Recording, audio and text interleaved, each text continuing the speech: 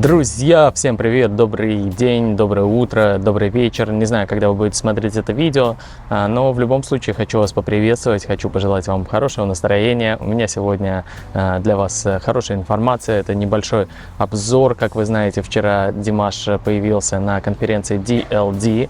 Это конференция, я зашел, немного посмотрел про нее. Это конференция, которая предлагает современные, популярные, самые разные мысли, самые разные идеи для общественности, который говорит о перспективах развития нашего общества, о перспективах развития технологий. В общем, на этой конференции выступают очень интересные люди, эксперты в каждой в своей области. Я посмотрел несколько выступлений, довольно занимательно. К сожалению большому, нету достаточно времени, чтобы посмотреть всех, кто выступал, но люди, которых я видел, они профессионалы, каждый в своей области, и предлагают очень интересные идеи. Некоторые из них прям открыли новые горизонты и дали возможность как-то по-новому взглянуть на нашу жизнь на планете Земля и на будущее. И вот как раз я думаю, что Димаш на этой конференции занял особое место и идеально вписался вот в ряд людей, которые создают что-то новое, которые помогают нашему миру развиваться и которые, можно сказать, придумывают, показывают нашей цивилизации, человечеству варианты дальнейшего развития, варианты, куда можно дальше смотреть. Такое что-то. Вы знаете, как вот есть фильмы о фантастике, и я думаю, что вот многие фантасты, если посмотрят эту конференцию, у них родятся сразу несколько сценариев фильмов. Кстати, об этом мы тоже сегодня еще тему фильмов затронем, но немного позже. Сначала мы, друзья, с вами сегодня поговорим о выступлении Димаша, что было на выступлении, что можно было отметить. Так как сейчас вот появилась полная версия и выступления Димаша, и его интервью с Ральфом Саймоном, теперь мы можем сделать такой небольшой обзор, подвести итоги, выделить все самое важное, чем я вот сегодня как раз и планирую заняться вместе с вами. Что касается выступления, то, конечно, выступление Димаша с песнями, оно всегда на очень высоком уровне, оно всегда дарит массу эмоций не только тем, кто смотрит за этим выступлением, вот как мы с вами через экран наших телефонов или через экран компьютеров, но и особые эмоции, особые впечатления для тех, кто находится непосредственно в зале. И это можно было почувствовать. Я, как понял, зал был не очень большой, не очень большая аудитория, но при этом я почувствовал, что была особая такая вот атмосфера. Димашу удалось создать вот эту особую атмосферу, которая поразила не только участников конференции, но и, конечно, зрителей. Кстати, среди зрителей были и Диерс, благодаря которому у нас была с вами, друзья, возможность уже сразу же после мероприятия увидеть некоторые материалы и вот получить информацию и впечатления о выступлении Димаша. Но что примечательно, что можно отметить, это то, что Ральф Саймон представил Димаша как виртуоза, как настоящего виртуоза. Ну а Димаш в ответ, он не только исполнил его визитные карточки, это хиты песня SOS и песня Stranger, которая появилась совсем недавно на фестивале «Новая волна». Также Димаш успел за вот буквально 15 минут своего выступления, своего появления представить национальные народные инструменты Казахстана. Это кобыз и также домбру. Ну а на домбре он даже исполнил кюй Нургисы Тлендиева. И хотя он скромно сказал, что я вообще не домбрамен, я не домбрист, но на самом деле, когда он выступал, я видел, насколько отточены, насколько идеальны его движения. И если вы видели записи выступления Нургисы Тлендиева, то, наверное, у многих из вас тоже в голове появилась параллель между Димашем и Нургисой. Я вот такую для себя параллель отметил. Особое внимание хотел бы уделить рукам Димаша, если вы обратили внимание, какие у него утонченные, четкие нажатия были на струны. То есть видно, что Димаш тратит на занятия с домброй очень много времени, поэтому он, конечно, скромно заявляет, что он не домбрамен, но на самом деле чувствуется, что он бы с легкостью мог быть и домбристом, и хотя, не знаю, мы в курсе, что Димаш может услышать, как дирижер оркестра, услышать, как звучат 30 инструментов. И я уверен, что наверняка его уровень владения этими инструментами тоже довольно высокий. Поэтому, хоть он, конечно, и скромный человек, но надо признать, что владеет думброй он очень хорошо. И если бы он хотел, то он бы мог стать номер один думбристом в мире. Так же, как он сейчас вот является вокалистом номер один в мире. И об этом, кстати, тоже и был разговор во время интервью Димаша. Я тоже хочу об этом несколько слов сказать вам.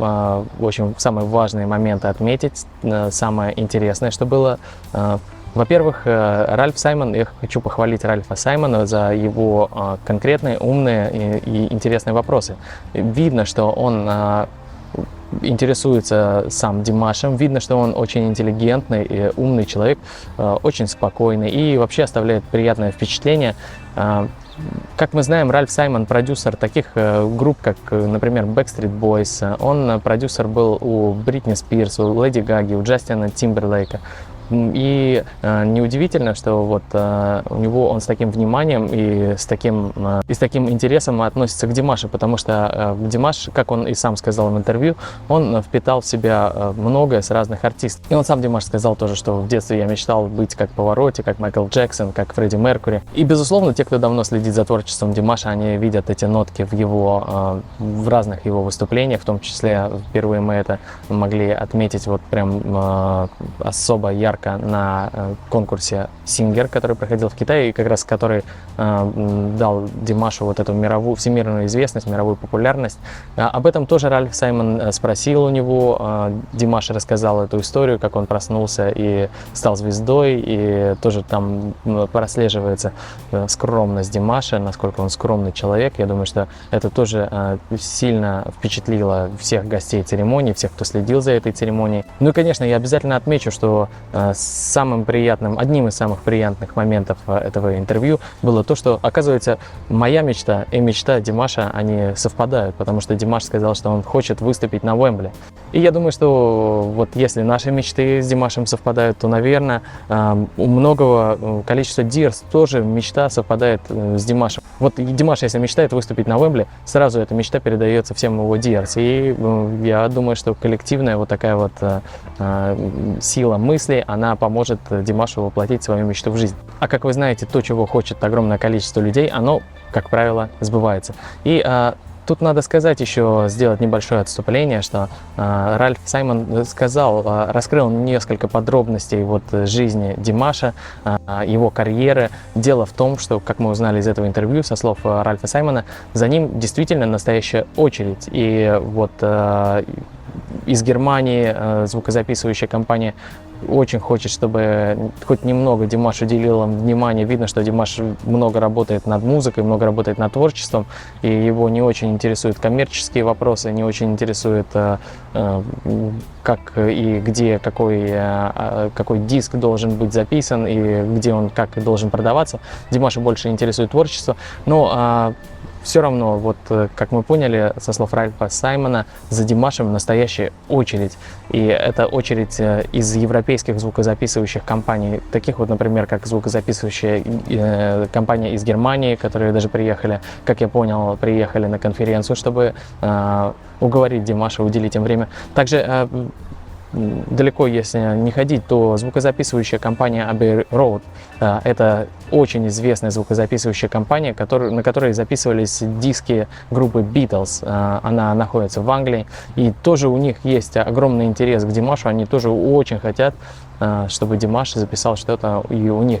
Abbey Road, вы знаете, по суперизвестной фотографии, где переходят дорогу участники группы Beatles. А в этой звукозаписывающей компании записывались такие группы, как Beatles, Duran Duran, Pink Floyd, Oasis, U2 и многие-многие другие. В общем, когда такие большие звукозаписывающие компании, именитые, хотят, чтобы артист записывался у них, это говорит о том, что артист явно непростой. И мы, наверное, вот этих всех подробностей, друзья, с вами не знаем, но видно, что Ральф Саймон, он чуть-чуть в курсе, и видно, что действительно, как вот мы и раньше предполагали, за Димашем очередь из тех, кто хочет с ним поработать. Так же, как и в конце интервью мы узнали о том, что Ханс Зиммер — это суперизвестный супер популярный, скороносный композитор, который пишет музыку к фильмам. Среди его я вот выписал несколько фильмов, для которых он написал музыку.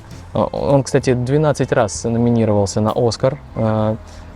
И, например, вот такие вот фильмы, я уверен, что вы их все видели. Это фильмы «Человек дождя», «Король лев», «Гладиатор», «Начало», «Интерстеллар», «Дюна», «Пираты Карибского моря», «Темный рыцарь», «Шерлок Холмс». Это фильмы, которые мировые блокбастеры. И я уже говорил как-то о том, что, наверное, вот для Димаша есть очень хороший шанс стать супер популярной звездой, войти в категорию музыкантов легендарных. Безусловно, Димаш, кстати, туда уже можно отнести вот с небольшим авансом, потому что его вклад в мир музыки, он уже огромен. Но все-таки это так же, как... Но все-таки вот такой вот надо как-то этот статус закрепить. И если он примет участие в одном из блокбастеров, как создатель саундтрека, как исполнитель песни для какого-то из фильмов, то это может действительно закрепить за ним статус суперзвезды, легендарного артиста, чего мы, конечно, все очень хотим, чего мы, конечно, все ему желаем. Я уже говорил о том, что делал предположение о том, что его песня Over Here, которая потом сменила название и стала Love Is Not Over Yet, это песня, которую Уолтер Афанасьев готовит для фильма «Аватар». И там было много параллелей, и казалось, что вот-вот она сейчас выйдет вместе с фильмом. Ну, фильм еще сам не вышел, и песня тоже чего-то затянулась. Если сейчас получится сотрудничество с Хансом Зиммером, то я думаю, что, возможно, это один из вариантов для супер продвижения карьеры Димаша например, в Соединенных Штатах Америки, куда он очень хочет попасть. Кроме этого, из важных деталей, которые случились на интервью, надо сказать, что Ральф Саймон отметил любовь к Димашу из Мексики, что у Димаша огромная аудитория по всему миру, у них шел разговор про Диерс, что у Димаша очень много поклонников. И вот мне понравилось то, что они сделали акцент, обратили внимание на Мексику. Мы знаем, что Димаш планирует концерт в Латинской Америке в 2023 году, и если это будет Мексика, то это будет очень приятно и очень круто для всей Латинской Америки, потому что туда смогут приехать Диерс с ближайших стран, да и не только с ближайших стран. Я уверен, что из Америки приедут Диерс, и со всего мира. Очень интересно будет за этим наблюдать, очень интересно было бы вообще побывать в Мексике. И вот благодаря вот таким интервью мы узнаем много деталей и можем делать какие-то прогнозы. И прогноз того, что Димаш сделает концерт в Мексике, это, наверное, одна из лучших новостей для всех латиноамериканских зрителей, для всех латиноамериканских поклонников Димаша, которых я знаю по статистике на нашем канале, которых я знаю у него очень много. И поэтому, пользуясь случаем, кстати, передаю привет Латинской Америке. Знаю, что вы сейчас смотрите, поэтому hola amigos, saludos. Кстати, еще небольшое возвращение к теме кино хочу сделать. Дело в том, что во время интервью также говорили и о Джеки Чане, это суперзвезда кино. Димаш рассказывал о том, как они познакомились. Тоже это очень интересно слушать, вот такие вот истории от Димаша. И я хочу сказать, что Димаш уже принимал участие в саундтреках в 2 фильмах.